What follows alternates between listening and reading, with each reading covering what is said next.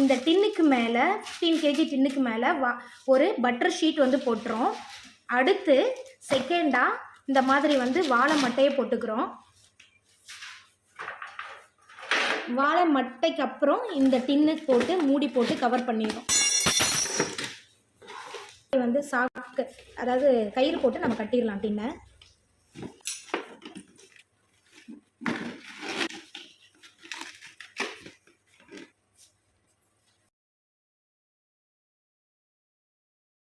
இந்த மாதிரி டின்னை கட்டி முடிச்சதுக்கப்புறம் நம்ம மாதிரி இப்படி வந்து கட்டிடுவோம். இந்த கட்டினதுக்கு அப்புறம் வந்து பார்த்தீங்க அப்படின்னா நம்ம கஸ்டமருடைய தேவைக்கு தகுந்த மாதிரி வந்து டீப் ஃப்ரீஸ். வெண்ணெயை பொறுத்த வரைக்கும் நம்ம நார்மல் ரூம் டெம்பரேச்சரில் வைக்க முடியாது, அதனால வந்து டீப் ஃப்ரீசரில் வச்சுருவோம் நம்ம.